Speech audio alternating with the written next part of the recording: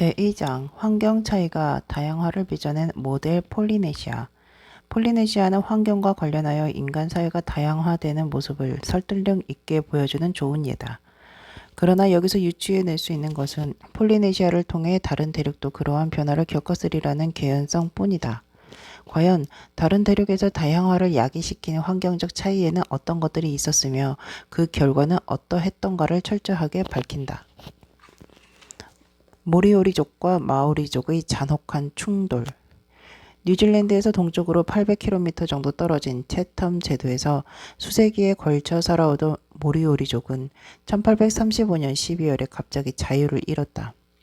그해 11월 19일 총과 곤봉과 도끼로 무장한 500명의 마오리족이 탄 배가 도착했고, 이 12월 5일에는 다시 마오리족 400명이 더 왔다.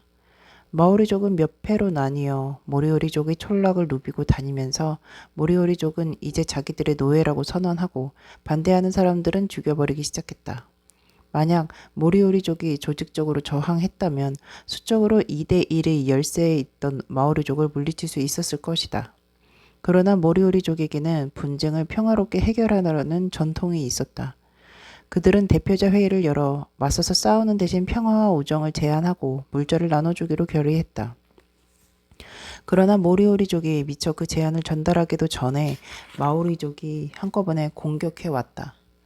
그로부터 며칠 사이에 그들은 수백 명의 모리오리족을 살해하고 많은 시체를 요리해 먹었으며 남은 사람들은 노예로 삼았고, 더구나 그들마저 몇 년 동안 닥치는 대로 마구 죽여서 대부분을 없애버리고 말았다. 모리오리족의 생존자는 이렇게 회상했다.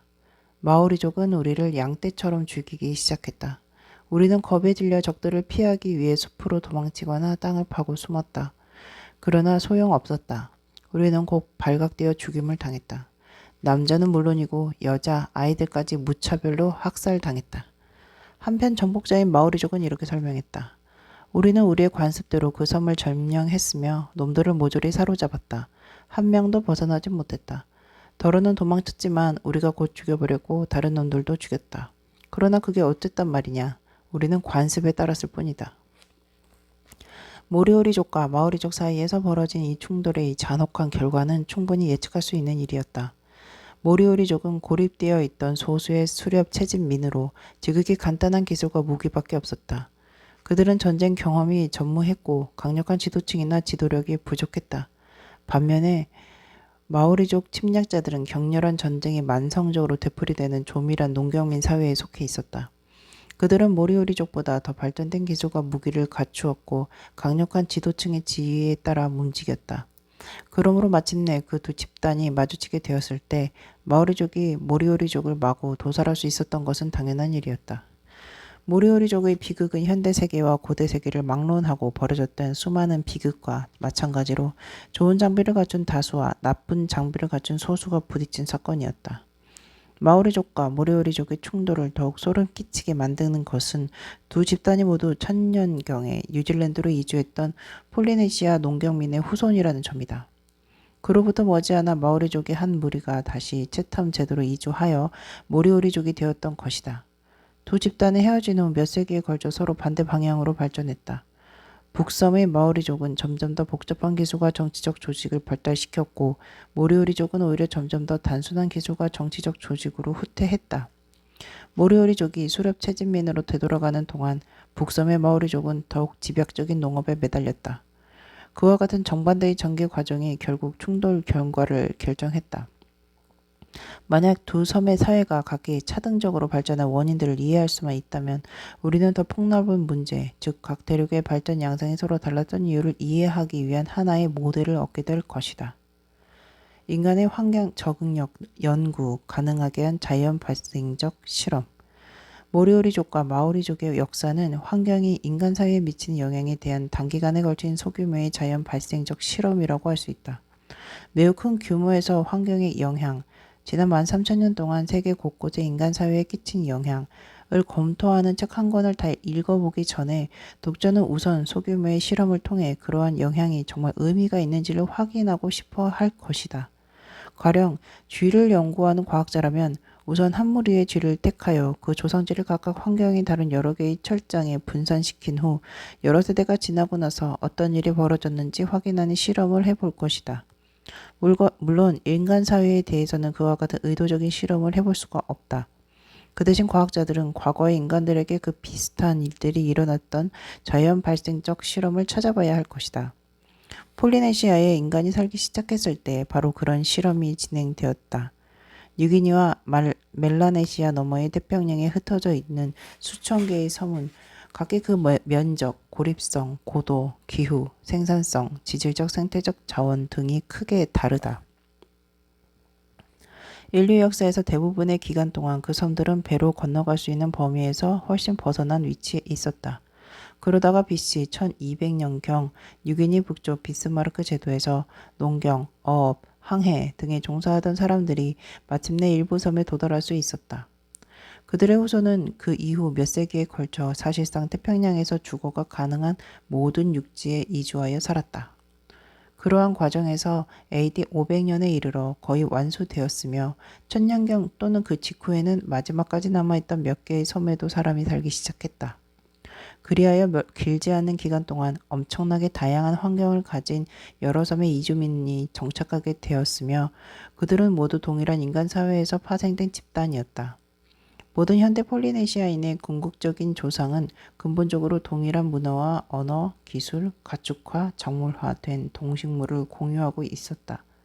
그러므로 폴리네시아의 역사는 우리가 인간의 적응력을 연구할 수 있게 해주는 자연 발생적 실험인 셈이다. 더구나 거기에는 우리가 그 밖의 다른 곳에서 인간의 적응력을 이해하려고 할 때마다 흔히 방해 요소가 되는 요소, 즉 여러 부류의 이주민들이 차례차례 밀려 들어와서 상황을 복잡하게 만드는 일도 전혀 없었다. 그러한 중간 규모의 실험 속에서 모리오리족의 운명은 그보다 규모가 작은 실험인 셈이다. 채텀 제도와 뉴질랜드의 환경 차이가 각각 모리오리족과 마오리족에게 어떤 영향을 미쳤는지를 추적하는 일은 쉬운 편이다. 채텀 제도에 처음으로 이주한 선조 마오리족은 원래 농경민이었겠지만 마오리족의 열대 농작물은 채텀 제도의 선량한 기후에서 자랄 수 없었다. 따라서 이주민들은 다시 수렵 채집민으로 되돌아갈 수밖에 없었다. 수렵 채집민은 재분배나 저장을 할 만한 잉여 생산물을 생산하지 못하므로 그들은 사냥을 하지 않는 기능 전문가, 군대, 관료, 추장 등을 유지하고 먹여 살릴 수 없었다. 그들의 사냥감은 특별히 정교한 기술이 없어도 맨손이나 곤봉 등으로 충분히 잡을 수 있는 물고기, 바다표범, 조개류, 보금자리를 짓는 바다새 등이 있었다. 더욱이 채텀 제도는 비교적 작은 외딴 섬들로 이루어져 있으므로 전부 합쳐야 고작해야 2,000명가량의 수렵 채집민밖에 살 수 없었다. 접근할 수 있는 거리에는 이주할 만한 섬이 하나도 없었다. 모리오리족은 채텀 제도에 머물러 있을 수밖에 없었으며 모두가 함께 살아가는 방법을 배워야 했다. 그리하여 그들은 전쟁을 포기했고 남자 신생아의 일부를 거세함으로써 인구 과잉으로 인한 갈등의 소지를 줄였다. 그 결과 전쟁을 모르는 작은 집단이 유지되었고 그들의 기술과 무기는 단순했으며 강력한 지도층이나 조직력도 없었다. 그와는 대조적으로 폴리네시아에서 가장 큰 섬들인 뉴질랜드의 따뜻한 북부는 폴리네시아인이 농업을 하기에 적합한 환경이었다. 뉴질랜드에 남아있던 마오리족은 점점 그 수가 증가하여 10만을 넘어섰다. 그들은 국지적으로 인구 밀도가 높아져서 이웃 집단과 격렬한 전쟁을 만성적으로 벌였다. 잉여 농산물을 생산하여 저장할 수 있었으므로 기능 전문가, 추장, 겸업식, 병사 등을 먹여 살릴 수도 있었고 농작물을 기르고 싸우고 예술을 창작하기 위해 필요한 다양한 도구가 발달했다. 그들은 정교한 의식용 건축물을 짓고 막대한 수의 성체를 세웠다. 그리하여 모리오리족과 마오리족 사회는 똑같은 조상 사회로부터 갈라졌지만 서로 판이하게 다른 방향으로 발전했다. 두 사회는 서로의 존재조차 의식하지 못하고 살다가 여러 세기, 아마 500년 정도 지나간 후에야 비로소 다시 만나게 되었던 것이다. 어느 날 바다표범을 사냥하던 오스트레일리아의 배 한 척이 뉴질랜드로 가는 길에 채텀 제도에 들렀다가 그곳의 소식을 뉴질랜드에 전했다. 그곳은 바닷고기와 조개가 풍부하고 호수에는 뱅장어가 가득하고 땅에는 카라카 열매가 많이 난다. 사람은 매우 많지만 싸울 줄도 모르고 무기도 없다. 바로 그 소식 때문에 900명의 마오리족이 채텀 제도로 몰려갔던 것이다. 그 후의 결과는 짧은 기간 동안에도 환경이 경제, 기술, 정치, 조직, 전쟁 기술 등에 얼마나 큰 영향을 미치는지를 선명하게 보여준다. 폴리네시아의 다양한 환경적 변수. 이미 언급했듯이 마오리족과 모리오리족의 충돌을 중간 규모의 실험 속에 포함되어 있는 소규모 실험이다. 폴리네시아 전체로부터 우리는 인간 사회에 미치는 환경의 영향에 대해 무엇을 알 수 있을까? 폴리네시아의 여러 섬에서 자리 잡은 각각의 사회 사이의 차이점 중에서 설명이 필요한 것에는 어떤 것들이 있을까?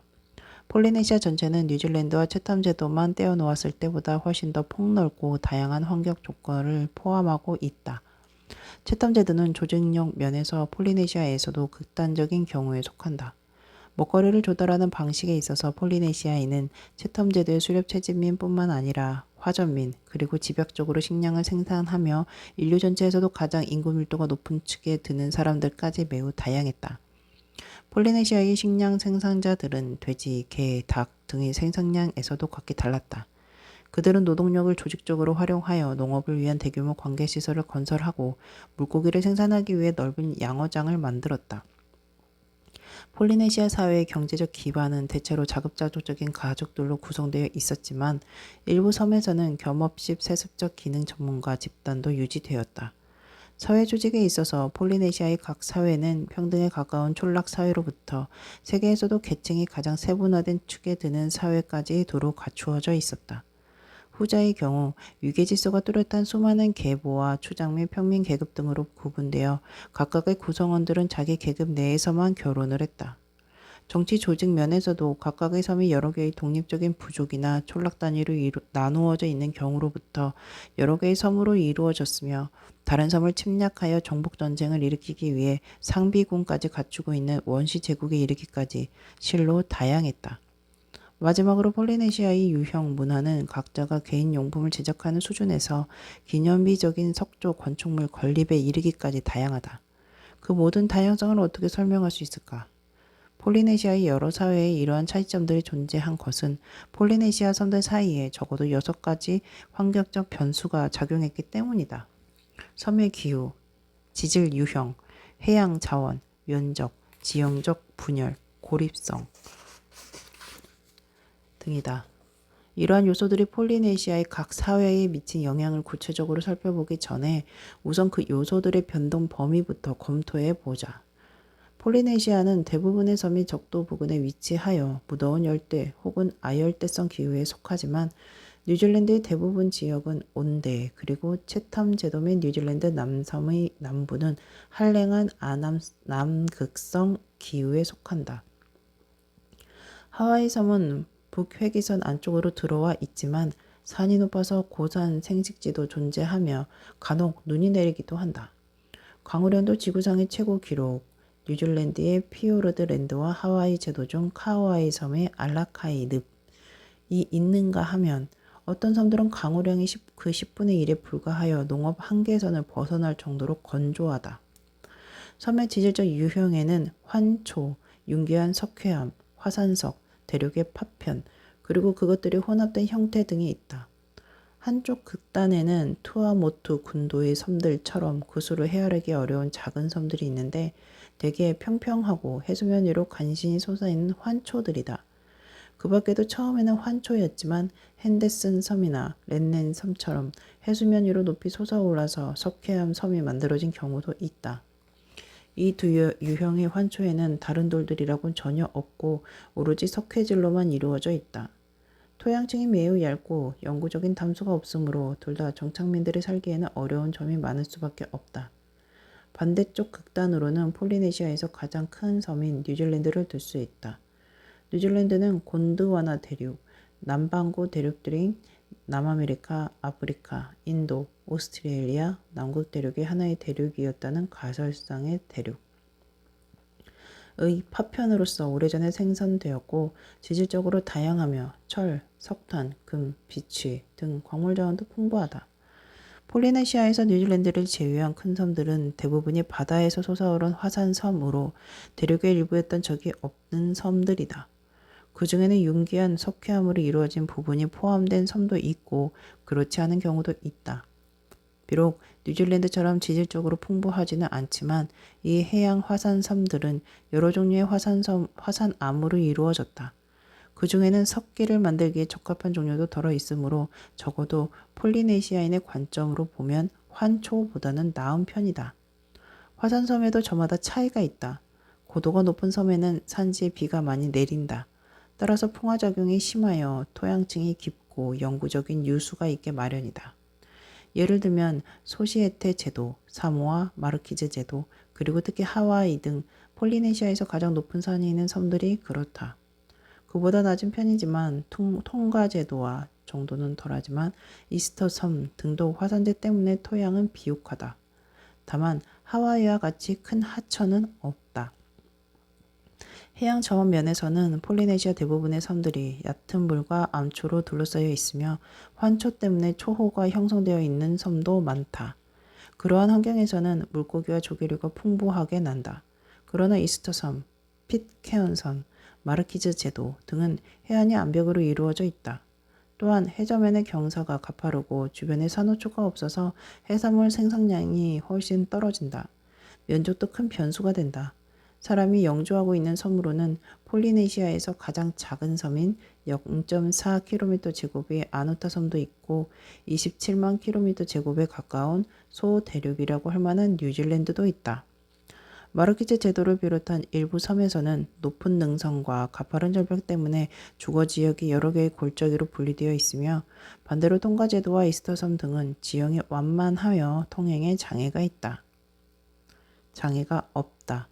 마지막으로 고려해야 할 환경 변수는 고립성이다.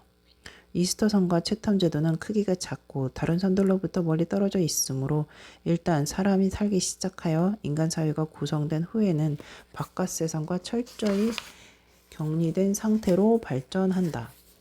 뉴질랜드, 하와이, 마르키즈 제도 등도 매우 외딴 곳이지만 적어도 하와이와 마르키즈 제도의 경우 최초의 이주 후에도 다른 섬 무리와 약간의 접촉은 유지한 것으로 보인다.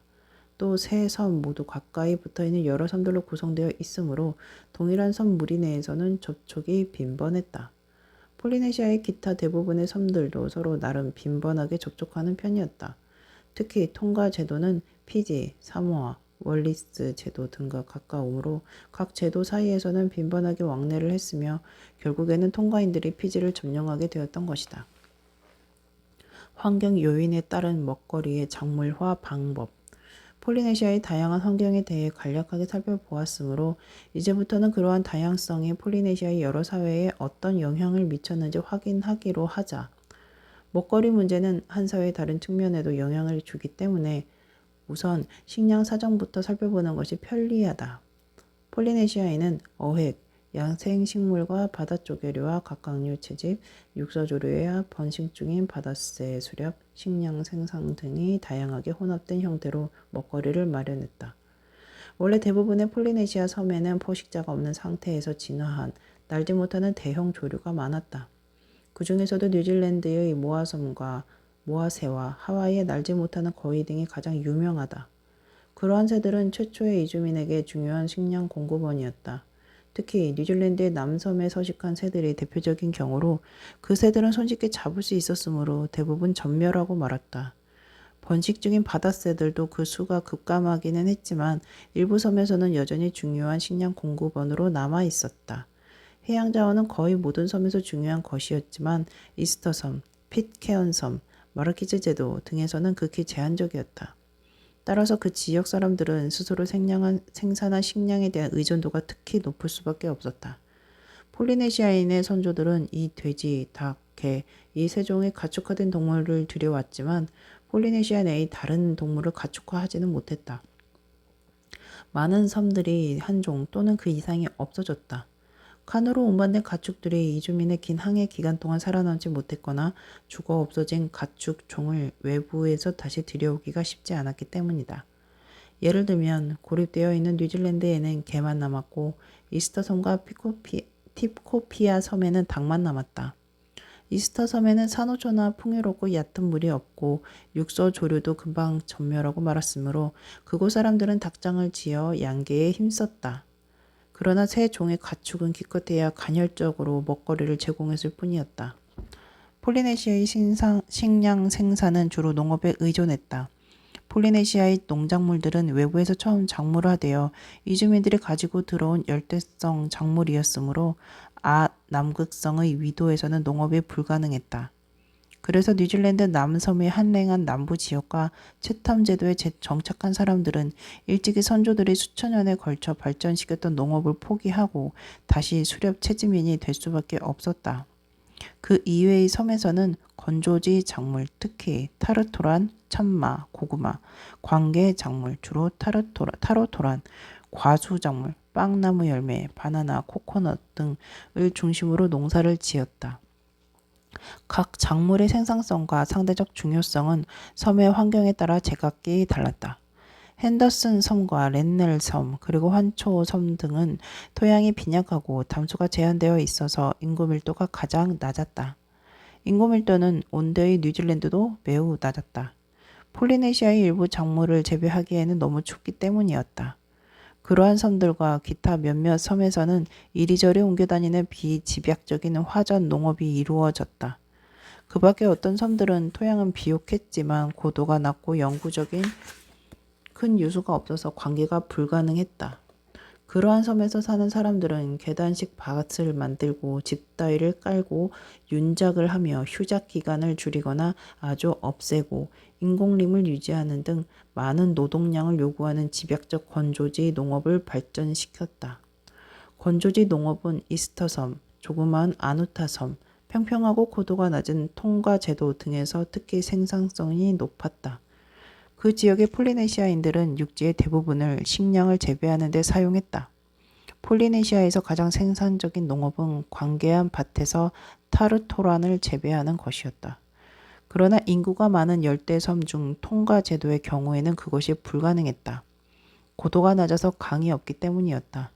관계 농업은 하와이에서 가장 서쪽에 있는 카우아이, 오아후, 몰로카이 섬 등에서 절정을 달했다.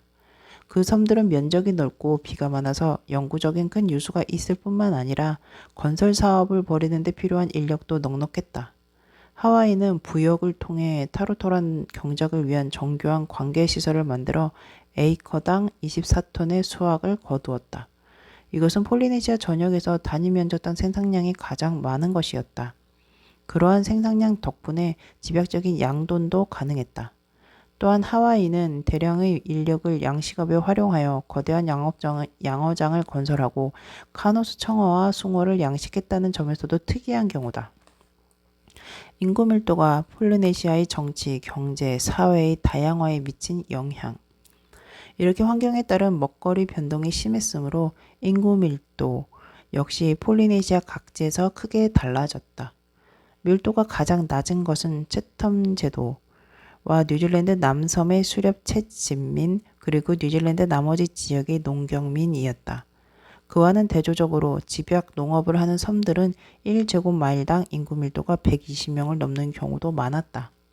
통가, 사모아, 소시에테 제도 등은 1제곱마일당 210에서 250명이었고 하와이는 300명에 달했다. 가장 극단적인 예는 고도가 높은 아누타 섬으로 1제곱마일당 1100명이었다. 이곳 주민들은 토지 전체를 집약적 식량 생산에 활용하여 0.3km 제곱에 불과한 면적에 무려 160명이 모여 살았으므로 자급자족 사회로서는 세계적으로 가장 밀도가 높은 편에 속했다. 아누타의 인구 밀도는 현대의 네덜란드보다도 높아서 방글라데시와 맞먹을 정도였다. 인구 규모는 인구 밀도의 면적을 곱한 값이다. 여기서 면적이랑 특정한 한 섬의 면적이 아니라 정치적 단위의 면적으로 그것은 하나의 섬보다 넓을 수도 있고 좁을 수도 있다. 서로 가까이 있는 섬들이 하나의 정치적 단위로 결합될 수도 있고 반대로 지형의 기복이 심한 큰 섬 하나가 여러 개의 독립적인 정치적 단위로 분리될 수도 있는 것이다. 그러므로 정치적 단위의 면적은 섬의 면적에 따라 달라질 뿐만 아니라 그 섬의 지형적 분열이나 고립성에 따라서도 달라진다. 섬 내부의 통행에 강력한 장애물이 없는 작고 고립된 섬들의 경우에는 가령 160명이 산 아누타 섬과 같이 섬 전체가 정치적 단위가 되었다. 그보다 큰 섬들은 정치적으로 통일되지 못한 경우가 많았다. 그 이유는 전체 인구가 각각 몇십 명쯤의 수렵 채집민으로 이루어진 여러 무리로 분산되었거나 농경민들이 넓은 지역에 뿔뿔이 흩어져 있거나 농경민들이 밀집해 살지만 기복이 심한 지형 때문에 정치적으로 통일되지 못했기 때문이다. 예를 들어 마르키즈 제도의 경우 서로 이웃한 계곡에 사는 사람들도 가파른 절벽 때문에 주로 바다를 통해서 왕래했다. 각각의 계곡은 수천 명의 주민들로 구성된 독립적이고 정치적인 통일체였으며 마르키즈 제도의 큰 섬들은 대부분 그와 같은 여러 개의 통일체로 분리되어 있었다. 통가, 사모아, 소시에테, 하와이 제도 등의 지형을 섬들 사이의 정치적 통일을 가능케 했다.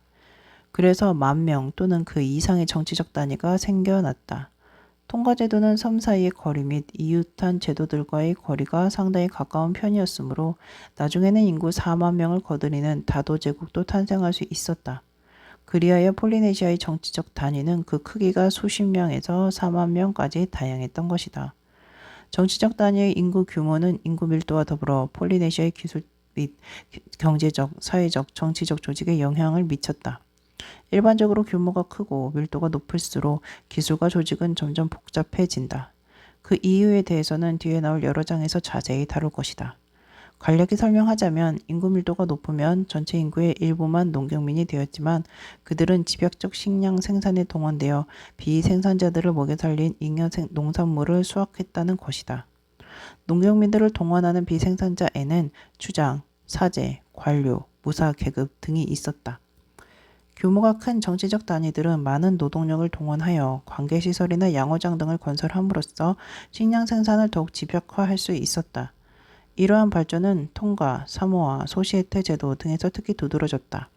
그 모두가 폴리네시아의 기준에서는 비옥하고 인구가 밀집되고 상당히 넓은 편에 속했다. 이러한 경향은 폴리네시아 열대섬 중에서 가장 큰 섬으로 이루어진 하와이 제도에서 절정을 달했다. 하와이는 인구 밀도가 높고 면적이 넓어서 추장들이 동원할 수 있는 노동력의 규모도 매우 컸다.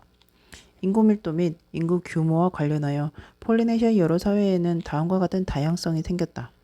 우선 경제적 체제가 가장 단순한 섬들은 인구 밀도가 낮거나 인구수가 적거나 밀도도 낮고 인구수도 적은 경우였다. 그러한 사회에서는 각 가정에서 필요한 물건들을 직접 만들었다. 경제적 전문화는 거의 이루어지지 않았거나 전혀 없었다. 전문화의 정도는 면적이 넓고 인구가 밀집될수록 더 커졌으며 사모아, 소시에테, 특히 통가 및 하와이 제도에서 절정에 달했다. 마지막의 두 제도에는 카누 기술자, 항해 전문가, 석공, 새 사냥꾼, 문신 기술자 등 세습적인 겸업식 기능 전문가들이 있었다. 사회적 복잡성도 마찬가지로 다양했다. 이 점에서도 채텀 제도와 환초섬들이 가장 단순하고 가장 평등한 사회였다. 이 섬들에서도 폴리네시아 본래의 전통에 따라 추장이 있기는 했다. 그러나 그 추장들은 눈에 보이는 표식을 거의 착용하지 않았고 평민들과 똑같이 평범한 오두막집에서 살았으며 모두가 그렇듯이 스스로 키우거나 잡아서 먹거리를 장만했다. 사회적 표식과 추장의 권력은 인구 밀도가 높아서 정치적 단위가 큰 섬일수록 커졌다. 특히 통가와 소시에테 제도에서 두드러졌다. 사회적 복잡성도 역시 하와이 제도에서 절정에 달했는데 추장 계급에 속한 사람들이 모두 8개의 위계 계보로 세분될 정도였다.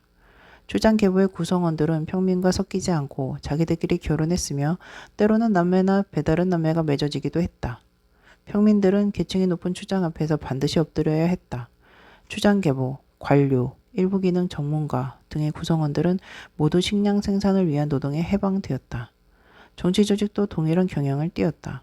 채텀 제도와 환초섬에서는 추장들이 장악한 자원이 별로 없었고 의사결정은 모두가 참여하는 토론을 통해 이루어졌다. 토지 소유권은 추장의 것이 아니라 공동체 전체의 것이었다. 그러나 인구가 밀집되고 더 큰 정치적 단위에서는 추장에게 더 많은 권위가 집중되었다. 정치적 복잡성은 통가와 하와이에서 극에 달했다. 세습자 추장들의 권력은 다른 지역의 왕에 필적할 정도였고 토지는 평민이 아닌 추장이 통제했다. 추장은 자기가 임명한 관료들을 대리인으로 삼아 평민들로부터 식량을 징발했고 평민들을 징용하여 대규모 건설 공사를 벌였다.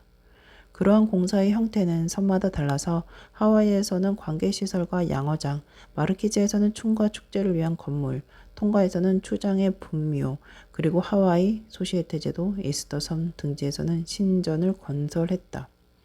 18세기에 유럽인들이 들어올 무렵 통가의 주장사회나 국가는 이미 제도와 제도를 연결한 하나의 제국이 되어 있었다. 통가 제도는 지리적으로 가까운 섬들로 이루어졌고 몇 개의 큰 섬들도 지형이 분열되어 있지 않았으므로 각각의 섬은 한 명의 주장을 중심으로 통일되어 있었다. 그러다가 통가 제도에서 가장 큰 섬, 통가타부 섬의 세습적 추장들이 제도 전체를 통일했고 결국에는 제도 바깥에 있는 섬들도 최고 800km가량 떨어진 거리까지 정복했다. 그들은 피지 및 사모아와 빈번한 장거리 교역을 했고 피지에는 통가인의 정착존을 만들었으며 피지의 일부를 공격하여 정복하기 시작했다. 이 해상 원시 제국의 정복 및 통치 활동을 수행한 것은 150명까지 탈 수 있는 대형 카누를 갖춘 해군이었다. 통가와 마찬가지로 하와이도 인구가 많은 몇 개의 섬을 포함한 정치적 통일체가 되었지만 몹시 고립된 입지 때문에 하와이 제도에 국한되어 있었다. 유럽인들이 하와이를 발견했던 1778년 무렵에는 이미 각각의 섬들이 정치적으로 통일되어 있었고 섬과 섬 사이의 정치적 통합도 부분적으로 시작된 후였다. 가장 큰 4개의 섬, 하와이 섬, 마우이, 오아후, 카와이는 각각 독립을 유지한 채로 자기들보다 작은 섬들을 지배했다. 유럽인들이 들어온 이후 하와이 섬의 왕 카메하메하 1세는 유럽의 총기와 선박을 사들여 마우이 섬과 오아후 섬을 차례로 정복함으로써 가장 큰 섬들을 신속하게 통합해 갔다. 그리고 마지막까지 독립을 지킨 카우아이 섬을 칠 준비를 하고 있었다. 하지만 카우아이의 주장이 카메하메하와 협상 후 합의를 보게 되었다. 마침내 하와이 제도의 통일이 완성되었다. 폴리네시아 여러 사회의 다양성 중에서 마지막으로 살펴볼 것은 도구를 비롯한 유형 문화의 요소들이다. 각지에서 구할 수 있는 재료가 달랐던 점은 명백히 서로 다른 유형 문화를 이루었다. 핸더슨 섬의 경우 오래전에 산호초가 해수면 위로 융기되어 생긴 섬이므로 석회석 이외에는 암석은 전혀 없었다. 주민들은 거대한 대합 조개의 조가비로 한 손으로 사용하는 연장인 깍귀를 만드는 정도의 기술에서 그쳤다. 그와 반대되는 극단적인 경우는 소대륙 뉴질랜드의 마오리족이로 그들은 매우 다양한 재료를 사용할 수 있었으며 특히 비취를 다루는 솜씨가 유명하다. 그 두 극단 사이에는 폴리네시아의 해양 화산 섬들이 들어갔다. 화강암이나 부시도를 비롯한 대륙성 암석은 없었지만 적어도 화산암은 있었으므로 폴리네시아인들은 그것을 갈아 만든 석재 깍귀로 농경지를 개간했다. 폴리네시아인들의 인공 유물 유형을 살펴보자면 채텀 제도에서는 바다표범, 조류, 바닷가재 등을 잡을 때 손으로 쥐고 사용하는 곤봉이나 막대기 정도에 그쳤다. 그 밖에 대부분 섬에서는 낚싯바늘, 깍귀, 장신구를 비롯한 여러 가지 물건들을 만들었다. 환초 섬에서도 채텀 제도처럼 인공 유물들이 작고 비교적 단순했으며 개인적으로 만들어 가졌을 뿐이었다. 건축물이라고는 간단한 오두막집의 고작이었다. 그러나 인구가 밀집된 큰 섬에서는 기능 전문가들이 따로 있어서 추장들을 위해 다양한 특권적 물품, 예컨대 수만 장의 새털로 만들어 하와이의 추장들만 사용할 수 있었던 깃털 망토 따위를 만들었다. 폴리네시아에서 가장 큰 생산물품은 몇몇 섬에서 발견되는 어마어마한 석조물, 저 유명한 이스터 섬의 거대한 석상, 통가 족장들의 분묘, 마르키즈의 의식용 재단, 하와이와 소시에테의 신전 등등이었다. 이 장엄한 건축물들은 명백히 이집트, 메소포타미아, 멕시코, 페루 등지의 피라미드와 같은 방향으로 발전하고 있었다. 물론 폴리네시아의 석조물이 그러한 피라미드들의 규모를 따라가지는 못했는데 그것은 단지 이집트의 파라오들이 폴리네시아의 어느 추장보다 훨씬 많은 인구를 가지고 있어 더 많은 노동력을 징발할 수 있었기 때문이다. 그런데도 이스터 섬의 주민들은 30톤에 달하는 석상들을 세울 수가 있었다. 그것은 겨우 인구 7,000명에 더구나 인력 이외에는 다른 동원력이 전혀 없었던 섬에서는 결코 하찮은 일이 아니었다. 각 대륙의 다양화를 이야기한 환경적 차이에는 어떤 것이 있을까? 폴리네시아의 여러 섬 사회는 그렇게 각기 경제적 전문화, 사회적 복잡성, 정치적 조직, 유형 생성품 등이 크게 달랐다. 이는 인구 규모 및 밀도와 관련되어 있었고 그것은 다시 섬의 면적, 분열, 고립성, 그리고 먹거리를 구하거나 식량 생산을 강화할 수 있는 기회 등의 차이가 있었기 때문이었다. 폴리네시아의 여러 사회는 원래 동일한 하나의 조상 사회에서 갈라져 나왔지만 각기 다른 환경으로 인해 얼마 안 되는 지표 면적에서 비교적 짧은 기간 동안 그 사회의 차이점들이 다양하게 발전했던 것이다. 폴리네시아의 내부의 그러한 문화적 차이의 범주들은 본질적으로 세계의 다른 모두 지역에서 나타난 것들과 일치한다. 물론 세계 전역을 놓고 본다면 폴리네시아보다 다양성의 범위가 훨씬 폭넓다. 현대의 대륙 사람들 중에도 폴리네시아인들처럼 석기에 의존하는 민족이 있기는 했지만 남아메리카에도 금속을 잘 다루는 사회들이 생겼고 유라시아와 아프리카인들은 철을 사용하는 수준까지 나아갔다. 그러나 폴리네시아에서는 그와 같은 발전이 전혀 없었다. 뉴질랜드를 제외한다면 이렇다 할 금속 매장량이 없었기 때문이다. 폴리네시아에 사람이 살기도 전 유라시아에는 이미 어엿한 제국들이 있었다. 나중에는 남아메리카와 중앙아메리카에도 제국들이 생겨났지만 폴리네시아에서는 두 원시 제국이 있었을 뿐이며 그 중에서도 한 제국, 하와이는 유럽인이 도착한 후에야 겨우 통합되었다. 유라시아와 중앙아메리카는 고유의 문제를 만들어냈지만 폴리네시아는 그렇지 못했다. 이스터 섬만은 예외일 수도 있겠지만 그곳의 신비한 문서는 주민들이 유럽인들과 접촉한 후에 작성되었을 가능성도 있다. 그러므로 폴리네시아는 전 세계 인류의 사회적 다양성에 대해 전체가 아니라 작은 한 부분만을 보여준다. 전 세계의 지리적 다양성에서 폴리네시아가 차지하는 부분이 작다는 점을 감안하면 놀라운 일도 아니다. 더구나 폴리네시아는 인류 역사에서 지극히 최근에 이르러 사람이 살기 시작했으므로 폴리네시아에서 가장 오래된 사회도 불과 3200년 동안 발전한 곳이 고작이다. 인간이 가장 늦게 살기 시작한 대륙에서도 최소한 13,000년이 넘었던 것과는 대조적이다. 만약 몇천 년 정도만 더 있었다면 tonga와 하와이도 어엿한 제국 수준에 이르러 태평양의 패권을 놓고 싸웠을 것이고 고유의 문제를 만들어 제국을 다스렸을 것이다. 또한 뉴질랜드의 마오리족은 비치를 비롯한 기존의 재료뿐만 아니라 구리와 철로 만든 도구도 사용하게 되었을 것이다. 간단히 말해서 폴리네시아는 환경과 관련하여 인간 사회가 다양하게 발전하고 발전하는 모습을 설득력 있게 보여주는 좋은 예라고 하겠다. 그러나 여기서 우리가 알게 되는 것은 폴리네시아가 그랬으므로 그러한 관련성이 있을 수도 있다는 개연성뿐이다. 과연 다른 대륙에서도 그랬을까? 만약 그랬다면 다른 대륙에서 다양화를 야기시킨 환경적 차이에는 어떤 것들이 있었으며 그 결과는 어떠했을까?